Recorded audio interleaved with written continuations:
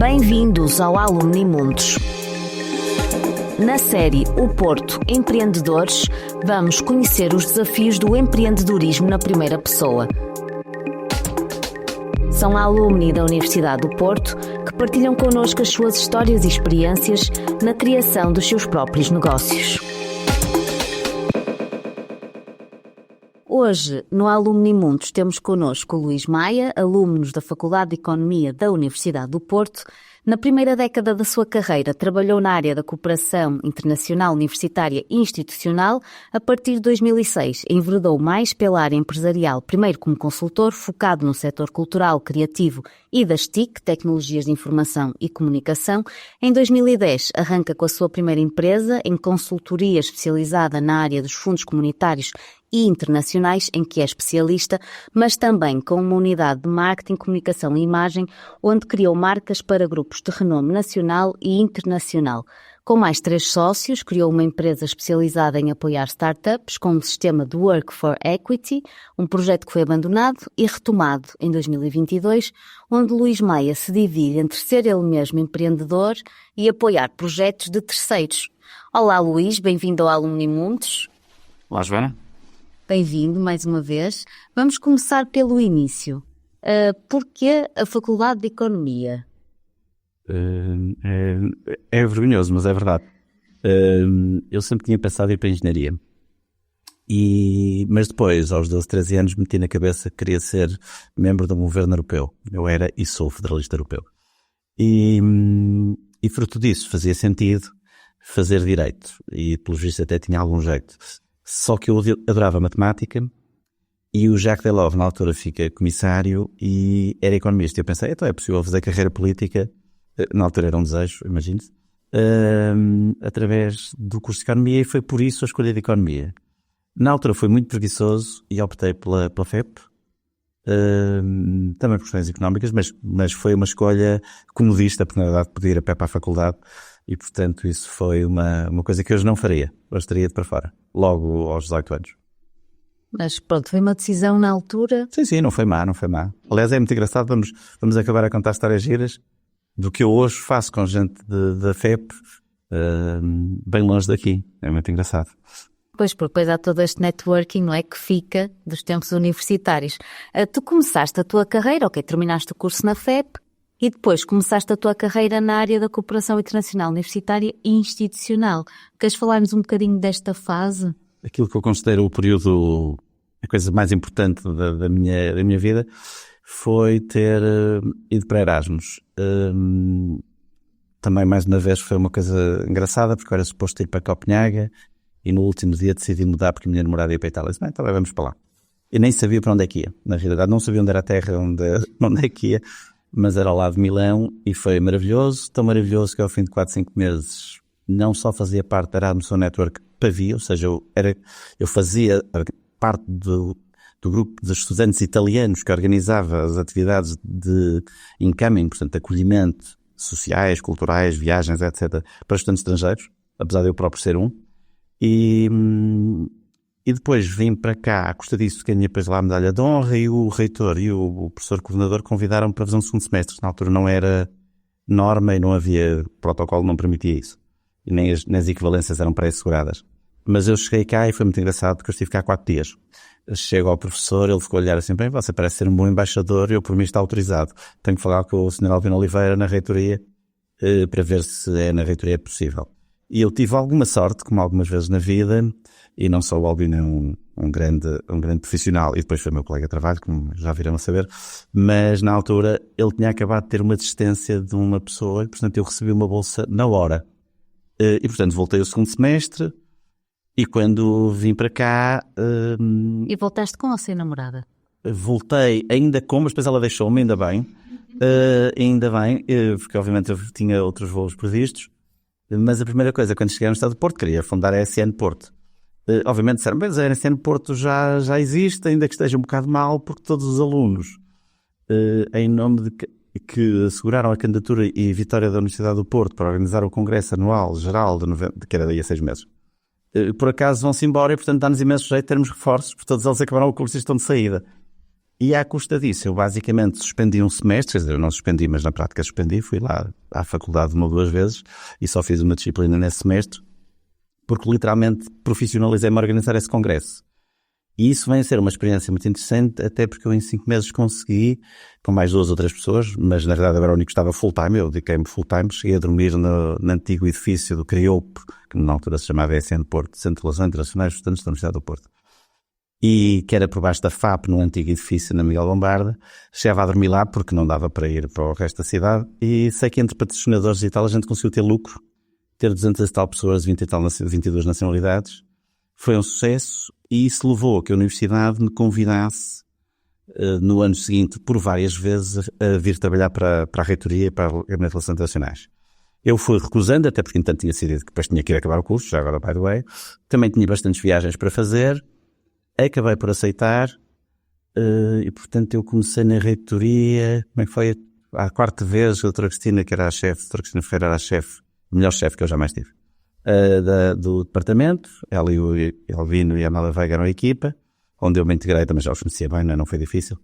E foi muito engraçado, porque eu logo, eu estive uma semana, fui logo, tinha uma viagem de 1 mês previsto pela Europa fora, porque, entanto, tinha amigos em todo lado, havia congresso em todo lado e havia sempre onde ficar. E, portanto, essa minha vida durante 12, 13 anos foi entre ser estudante prolongadamente, vivi depois também na Copenhague há algum tempo, mas nunca deixei a célula com a universidade. Primeiro na reitoria durante vários anos, depois na Faculdade de Arquitetura, onde dirigi o Gabinete de Relações Internacionais, depois criei um Gabinete de Saídas Profissionais. Portanto, a minha ligação à Universidade do Porto e este mundo de ocupação universitária estende-se até 2005 e, na realidade, a minha vida de consultor também começa aí. Porque eu depois arranjei um contrato, que aliás foi a coisa mais bem paga que tive na minha vida, que era do Ministério da Educação romeno. Eles convidaram-me para lá fazer uma conferência, as universidades gostaram muito de mim e convidaram-me depois para fazer uma segunda conferência sobre como montar o esquema de internacional. Então, no fundo, como é que nós tínhamos feito a gestão, porque a Universidade do Porto tinha tido excelência, era uma das poucas universidades da Europa que estava nos programas piloto todo, a ECTS, em vários modelos de gestão pioneiros, muito em parceria com a Universidade de Ghent e outras, mas estava mesmo naquele grupo. A doutora Cristina, de facto, e o reitor, então, o Roberto Amaral, tinham colocado a Universidade do Porto mesmo no topo. Aqui em Portugal só Coimbra tinha mais ou menos o mesmo tipo de sistema, portanto somos pioneiros nisso. E isso trouxe muitas vantagens à universidade e a nós também permitiu-nos abrir muitas portas. E foi, então, temos experiências incríveis. Eu, por exemplo, aos 24 ou 25 anos, fazia parte de um grupo de 7 pessoas na Europa que era suposto aconselhar a Comissão sobre o programa nos 7 anos seguintes. Portanto, os orçamentos comunitários são de 7 anos, de 2000 a 2007. Eu fiz parte da Comissão que aconselhou na área da educação o que fazer. Depois, em 98, tornei-me avaliador, portanto, fui algumas vezes a Bruxelas, ainda hoje faço avaliação de projetos europeus. E portanto, a minha vida dividiu-se entre ser meio estudante, meio profissional de relações internacionais, ter sempre este pezinho aqui. E essa história da Roménia não foi a única, mas a da Roménia foi mais lucrativa, porque eu tornei-me consultor dos países de leste, e sobretudo da Roménia e da Hungria, e também algumas ONGs dos Balcãs, mas estes não pagavam, isso era para o bono. Na área da internacionalização e de como se adaptarem à União Europeia, porque para eles era uma novidade, né? O alargamento é de 2004, da Croácia de 2007 e da Roménia também. E, portanto, era preciso saber, e então vieram cá buscar as experiências. O facto de sermos portugueses, os romanos são latinos, não esquecer, e, portanto, isso também os ajudou muito. Portanto, eles valorizavam imenso. Eu fui consultor durante 3 anos e ainda agora estive na Roménia. É muito interessante ver as evoluções, e na Croácia também, na Bulgária.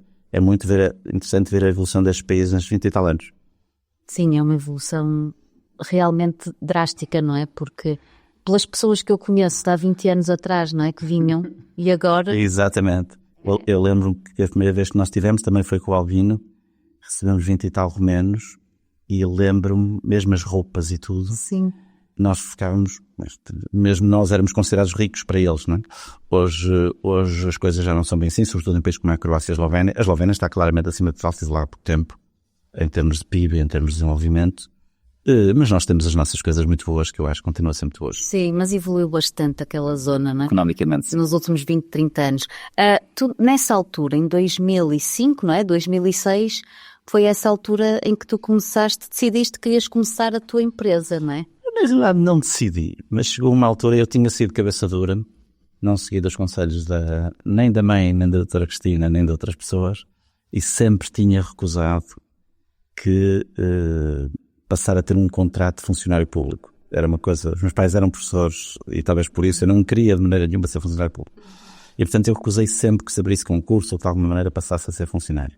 Ao fim de vários anos na Faculdade de Arquitetura era insustentável e portanto a opção foi, então, não, és muito caro, porque no fundo eu era pago. Já na altura eu na realidade era pago como recibos verdes, portanto, tinha uma empresa, não tinha uma empresa, mas tinha o equivalente a um empresário nome individual hoje em dia. E portanto eu sempre tive esse chip eu sempre gostei de risco. Minha mãe, como costumo dizer, desgraçou a minha vida aos 8 anos, pôs-me numa mesa de póquer e portanto eu tornei-me um adepto do risco. E talvez por isso que usei ser funcionário. E chegou um momento em que isso teve um preço, que foi, bem, olha, tu tens de sair, porque nós não podemos, não faz sentido, temos de pagar do orçamento, foi quando entramos nos Filipinas, e portanto havia o orçamento próprio e o orçamento de Estado. E se fosse um funcionário no orçamento de Estado, tantas calor. E eu próprio concordei, como gestor, eu na altura também dava aulas de gestão no Politécnico, na escola de gestão e de ética empresarial e de macroeconomia, era muito engraçado, essa experiência docente, que eu fiz, e já agora esta é uma nota curiosa, porque eu achava que era muito tímido, e portanto em público, e portanto tinha que me treinar. E portanto pus-me a dar aulas, e é muito engraçado, eu analiso o meu primeiro ano, e é manifesto o treino que tive, funcionou. Eu hoje acho que sou um apresentador em público mais ou menos bonzinho, até quem diga que sou muito bom. Ganhei um prémio na sexta-feira por causa disso, num pitch de uma startup. Vamos falar sobre isso, exatamente, vamos falar sobre isso.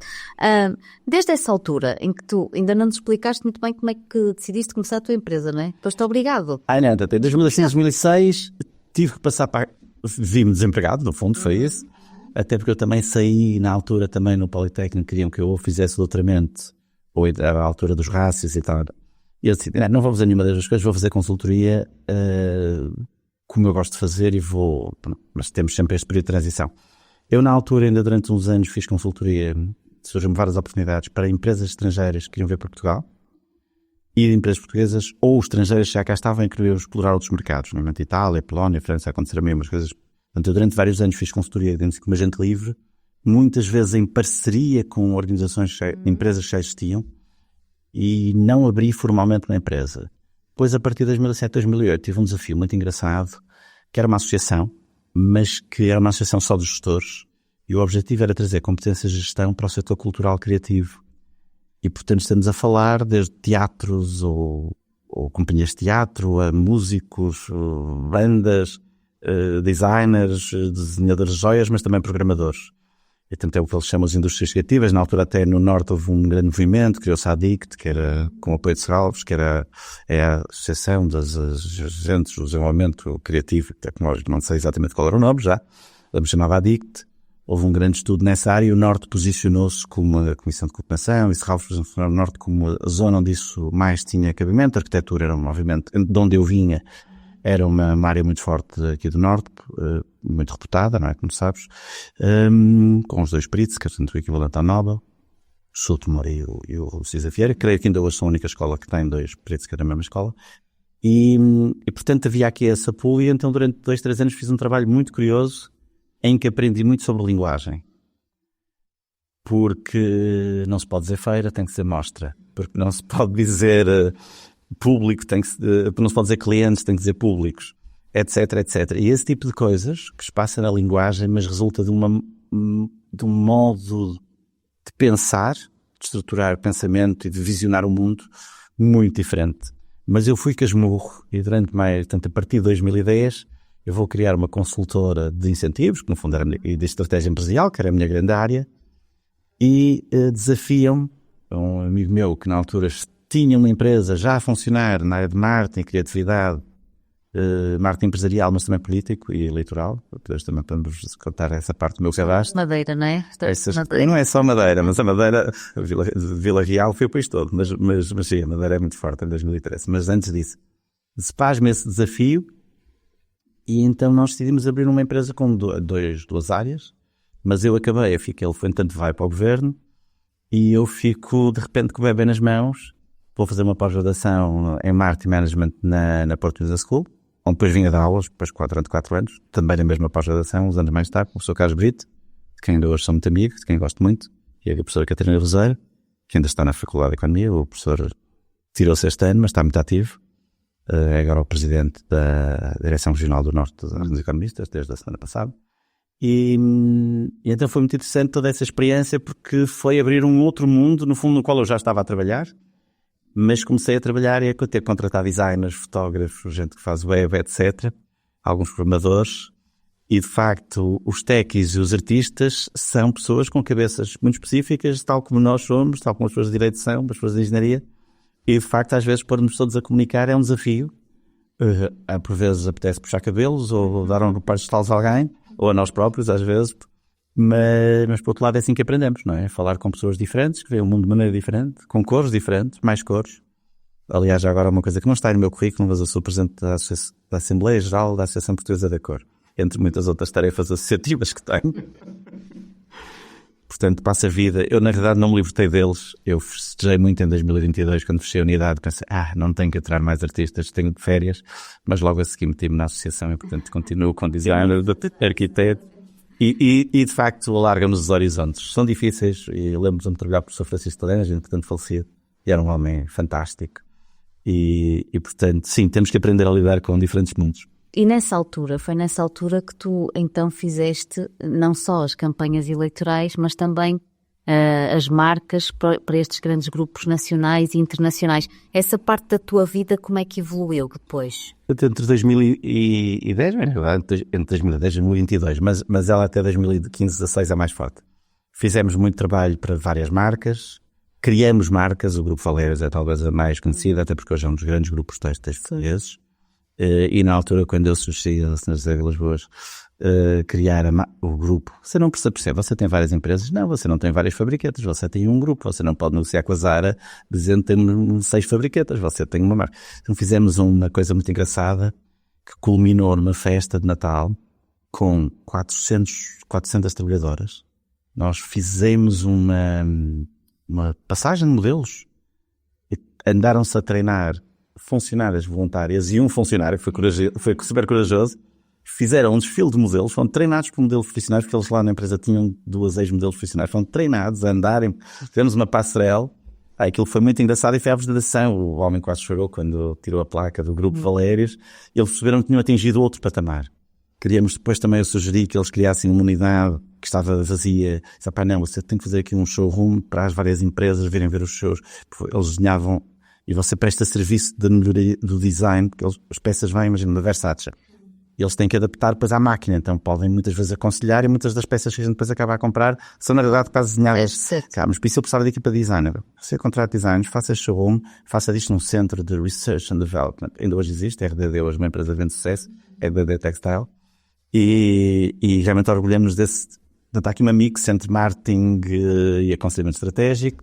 Obviamente também houve incentivos e fundos pelo caminho, mas para acabar a história desse jantar inesquecível, depois cada funcionário, eram cerca de 400 que estavam lá, tinham um saquinho com uma série de prendinhas alusivas ao grupo. Mas lembranças. Uma delas era uma Sharp, com o padrão da Valérios. Muito engraçado. Nós acabamos o jantar, parecia um estádio de futebol, toda a gente a fazer, a levantar a Sharp como se fosse um cascol, de maneira que acabou, tantas pessoas sentiram-se, foi em termos motivacionais, acabou por ser uma coisa que em termos, a diretora de recursos humanos veio, vocês fizeram mais trabalho do que algumas poderia ter feito, quando na realidade foi uma coisa espontânea, assim que nós nem preparamos, mas estava, de facto, foi trabalhando depois outras grandes marcas, Sonai, quanto custa, etc., mas pelo caminho meteu-se, nós trabalhávamos também para câmaras, marketing institucional, na área do turismo, na área de trabalhar coisas cívicas em termos de comunicação com a população, em vários pontos do país, e depois surgem-nos as campanhas de 2013. Nós já fazíamos campanhas discretas, enfim, não interessa, mas há hoje gente que foi ministro, que é bastante importante na política e que nos passou pelas mãos, mas as mais engraçadas foram da Madeira, certamente eu tive mesmo que ir ver para lá porque o desafio era grande. E foi um desafio que culminou e que na verdade me fez um pouco de pensar, já não tenho mais nada a fazer no marketing político.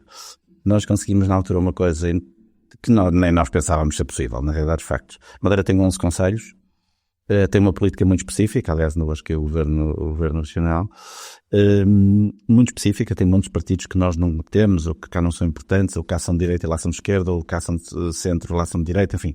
É um microcosmos muito particular. Foi preciso absorver isso e aprender, como sempre.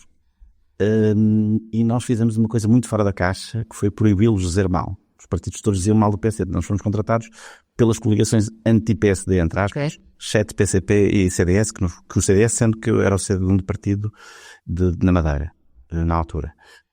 Portanto, o PS não era o segundo partido, era um partido muito mais pequeno. E até era aquela uma coligação um pouco estranha, que juntava partidos da extrema-esquerda à extrema-direita, literalmente, incluindo aquele senhor Coelho, que tinha sido candidato à presidência da República, é um homem muito engraçado, meio louco, que quando as pessoas não gostavam do panfleto que lhe dava, tinha mais panfletos dos outros partidos no bolso e também distribuía, e tinha outras peripécias.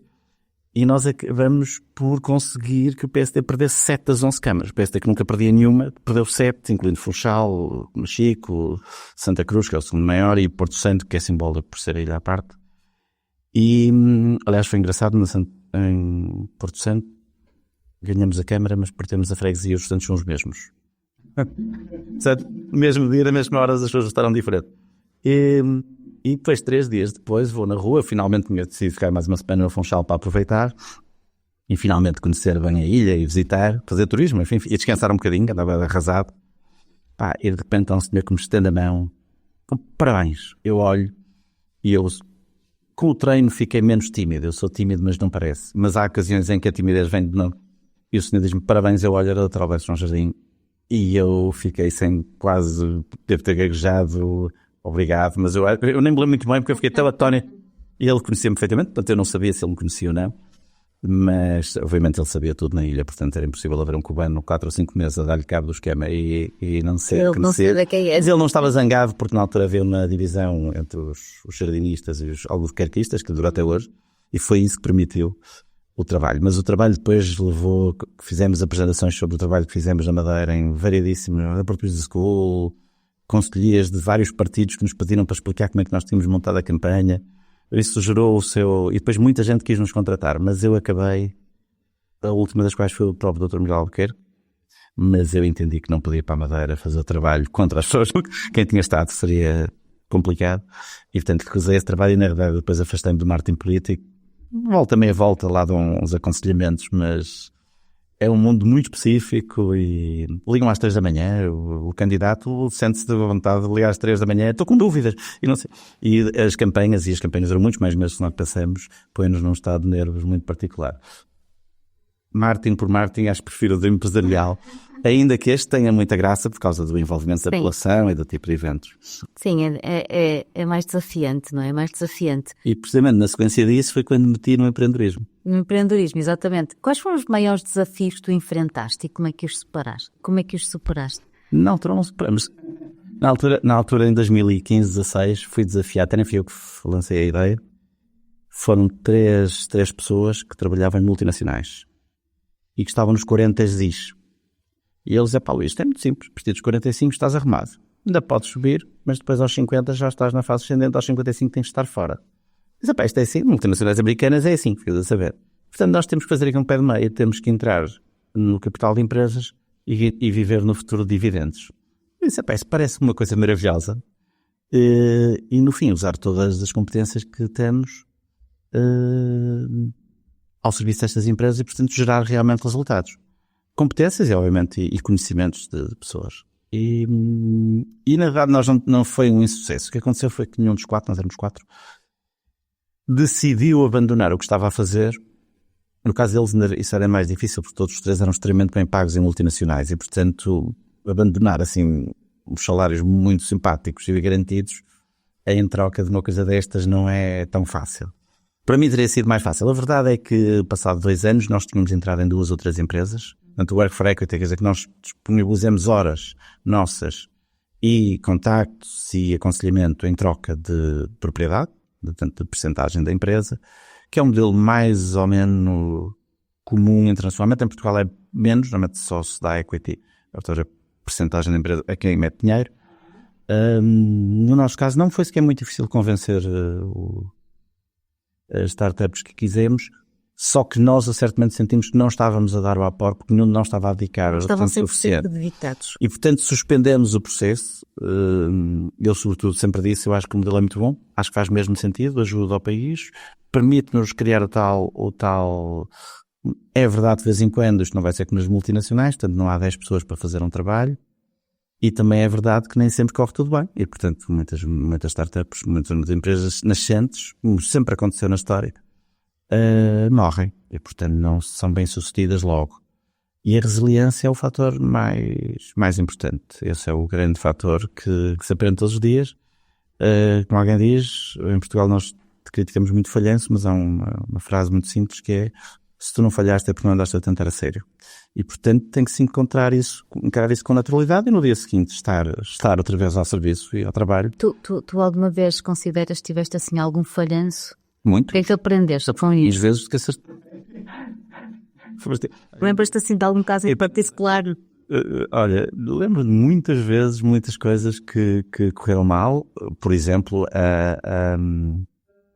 a empresa de marketing, a unidade de marketing, eu acabo por fechá-la porque eu tentei...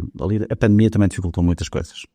E uma das coisas que fez a pandemia foi que nós tivemos vários meses sem trabalhar fisicamente. E este modelo, aliás, muitas empresas enfrentam este problema, que é muitas pessoas já não querem este modelo do híbrido. Isto é muito engraçado, mas o toque humano é diferente. Em muitos casos ajuda realmente a resolver as coisas. Na altura nós acabamos por fechar, nós tínhamos uma equipa que trabalhava sempre no mesmo sítio, fisicamente, em conjunto, e de repente durante 9, 10 meses e muita gente resistiu a voltar. As empresas têm tomado opções diferentes, umas optam por impor, mesmo perdendo trabalhadores, acontece muito. Outras optam por aceitar e fazer aqui um modelo híbrido, outras mantêm o modelo virtual. Nós não fomos capazes de fazer bem essa transição. Isso desmembrou um bocadinho a equipa, a liderança, gerou conflitos que não existiam, curiosamente, e depois tivemos 2 ou 3 tentativas porque eu operacionalmente não liderava essa área, até porque não é a minha área, não sou um criativo, e ao terceiro falhanço, ou seja, a terceira pessoa que não era capaz de liderar uma equipa que estava espalhada nessa altura já pelo país e com diferenças etárias e de linguagem muito grandes, e no caso dele ele achava que a metodologia de trabalho que ele queria impor não estava a ser aceita e portanto também veio a abandonar. E eu na altura pensei, bem, as 3 tentativas quer dizer que nós não temos neste momento, até tínhamos vários contratos a decorrer, mas entendi que não, ou eu me dedicava eu próprio àquilo diretamente, ou abandonava. E portanto decidimos que cumpriríamos os contratos até ao fim. Foi isso que fizemos, era quantidades públicas, o Supremo Tribunal de Justiça, a Ordem dos Advogados, a primeira gente que era séria, portanto que nos obrigava a ter uma alta qualidade. Mas acabou por ser possível. Tivemos algumas peripécias com o Supremo Tribunal de Justiça. Certamente queriam reunir comigo e eu recusei-me. E era o Sr. Presidente do Supremo e disse: mas não está como juiz, não pode fazer má criação. Que ele queria-me pôr frente a outra pessoa que eu não queria ver na altura, porque era precisamente o meu ex-diretor criativo que tinha tentado roubar o cliente. Tinha gerado ali um conflito. E eu entendi que não e expliquei-lhe: olha, está a falar como fornecedor, não está a falar na condição de juiz. E um juiz pode chamar uma criação, seja obrigado as pessoas a porem-se frente a frente e a exporem cada uma a sua versão. Neste caso, eu não estou como juiz, portanto eu não pretendo sequer continuar a trabalhar convosco, fiquem com ele, eu fico muito contente. E assim foi. Por acaso não foi, porque eles acabaram por não trabalhar com ele, mas nós deixamos, que era o que eu queria sair. Sim. Porque queria focar nesta área do empreendedorismo. E mesmo a área da consultoria, ela nunca se despega de mim, porque eu sou visto muitas vezes como a Pai Natal, por causa de trazer os fundos, não é? E ter uma taxa de sucesso muito grande, e às vezes quando eles querem revogar isto e aquilo, parece que são lá está, devia ter feito curso de Direito, a argumentar em contrário e a salvar situações. Ainda vais a tempo. Há várias pessoas, ainda hoje o meu advogado me disse: pá, tu fizeste o curso de Direito, já sabes ter direitos. Eu disse: pois. Ainda vais sempre. Mas há várias pessoas que dizem que sim, mas não está nos meus planos, não, até porque eu agora para 2025 estou atolado de projetos na área do empreendedorismo e é nisso que pretendo focar. E os incentivos, já decidi, estou a recusar tudo que é projetos, porque estou a aceitar só projetos em que eu próprio estou metido como empreendedor ou como entidade de apoio a startups. Tu neste momento, em dezembro, venceste o prémio de melhor startup pitch do programa de ignição da SRS Legal, um dos maiores escritórios de advogados do país, com um dos teus projetos atuais na área de aplicações de inteligência artificial. O que é que isso significa para ti como empreendedor?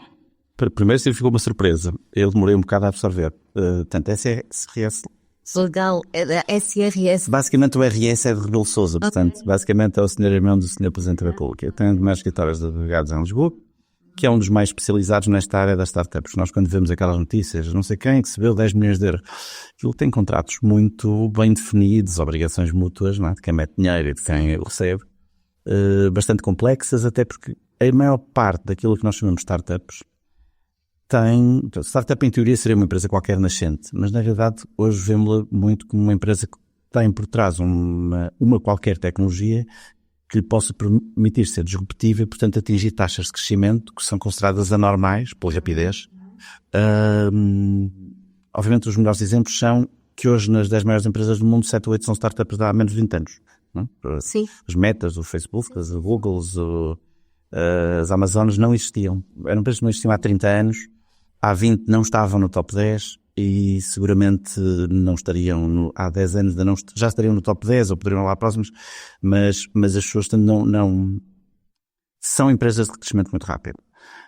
Algumas delas chegaram aos bilhões ainda antes de terem negócio. Não? O Twitter foi comprado por 44 mil milhões sem ter receitas, verdadeiramente. Portanto, o WhatsApp, que nós todos usamos, foi comprado há uns anos por 12 mil milhões sem nunca ter dado receita nenhuma. Portanto, são valores absurdos para nós pensarmos isto representa 2 sonais. Assim, de repente.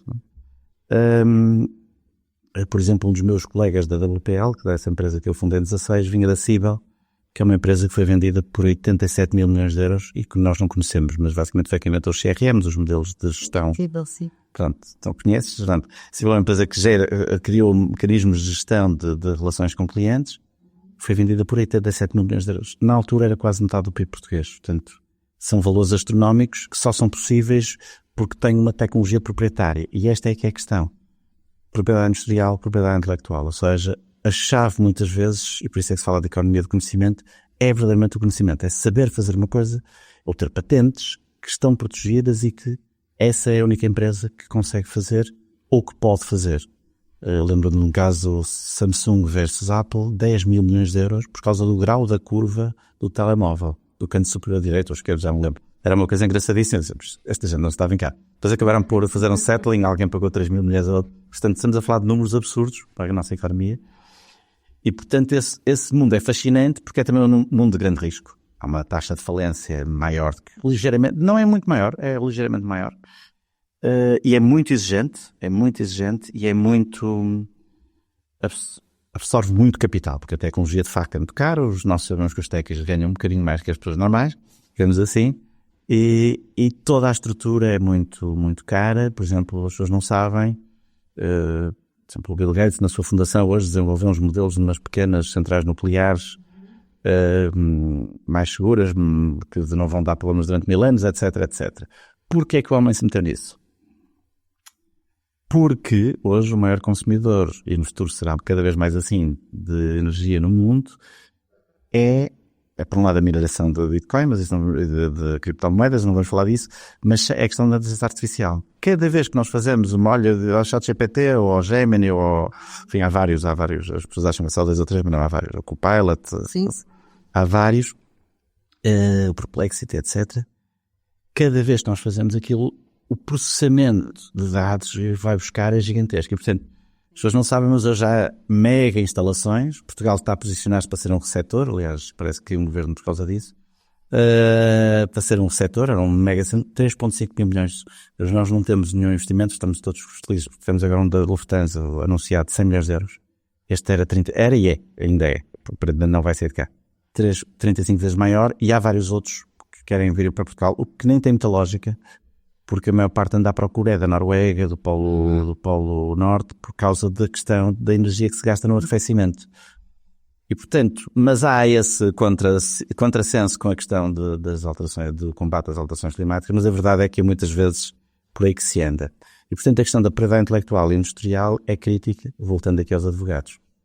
E, portanto, eles têm muito trabalho, eles estão felicíssimos com isto, porque eles estão no centro da proteção industrial, da proteção de marcas e de redação destes contratos. Também laborais, por exemplo, muito comum, ok, eu meto dinheiro, mas tu durante 3 anos não podes absolutamente trabalhar noutro sítio, tens de trabalhar aqui. Temos um bom amigo meu que teve uma ronda muito simpática dos franceses que o obrigaram a triplicar o salário. Ele achou muito simpático.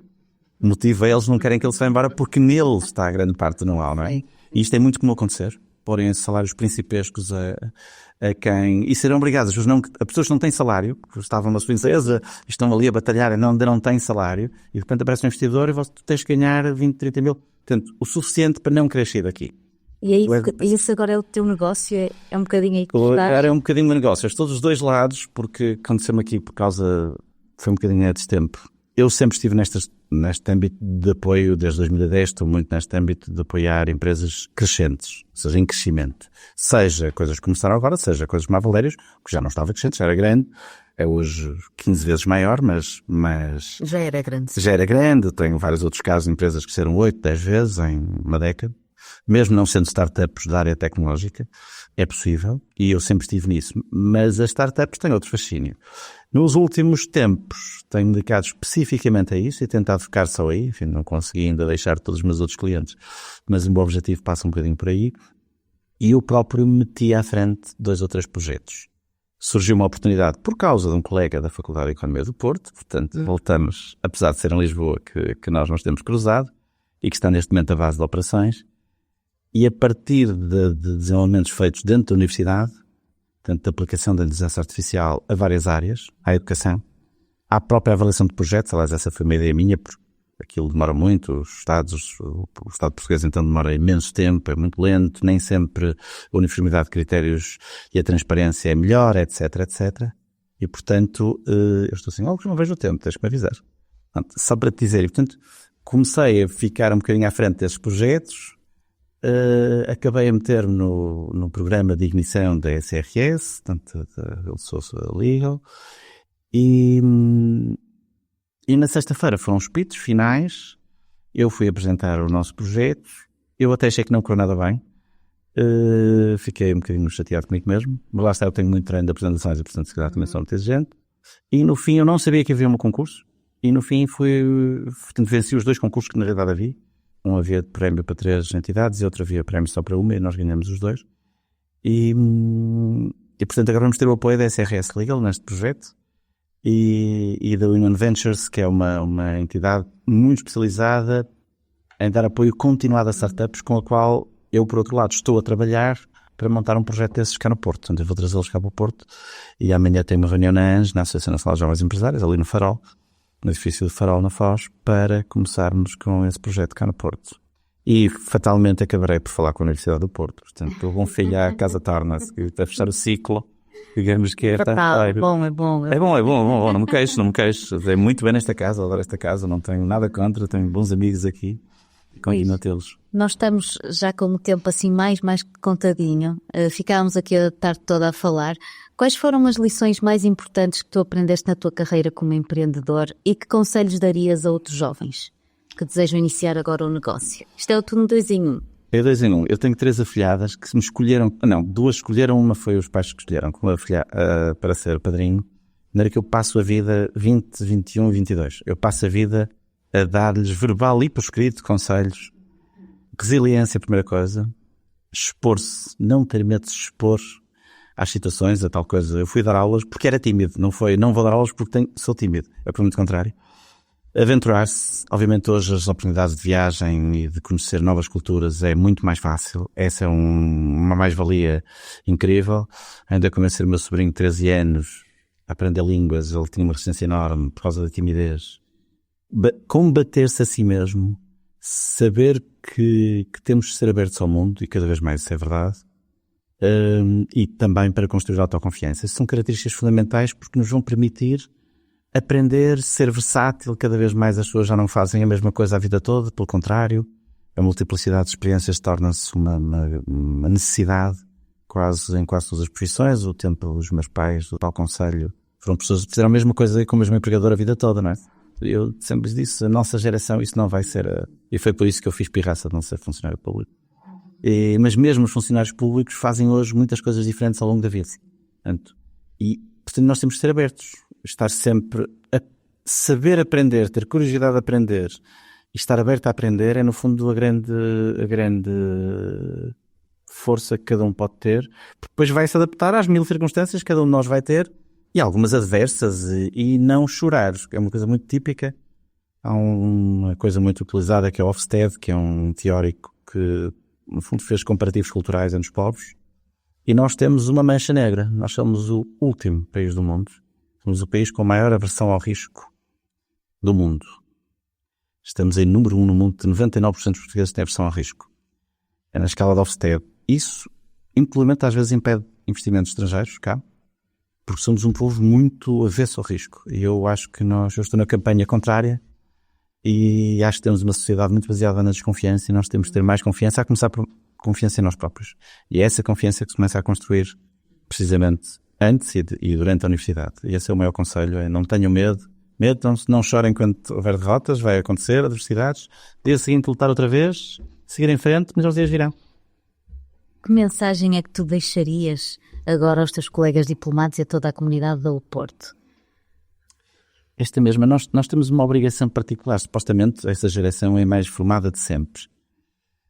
A formação académica em si não vale se não for aplicada. Cá ou lá fora, e obviamente cada vez mais há oportunidades lá fora, nós temos de trazer essa mudança de mentalidade. Nós somos uma sociedade treinada durante séculos, não sei exatamente porquê, mas depois das descobertas em que fomos literalmente audazes, perdemos um bocadinho e tornamos nesse povo receoso. Não temos nenhum motivo. Eu, quanto mais viajo, mais acho que Portugal é um dos países mais incríveis do mundo em várias áreas, e não sou a falar só da comida, mas também. E, portanto, não temos de ter receio. E uma Universidade do Porto tem cada vez mais essa obrigação de transmitir essa mensagem de autoconfiança e de ser resiliente, não abandonar. E, portanto, se calhar... Eu vejo, aliás, muitos jovens com essa vontade de aprender para prosperar, e não ficarem dentro do seu casulo.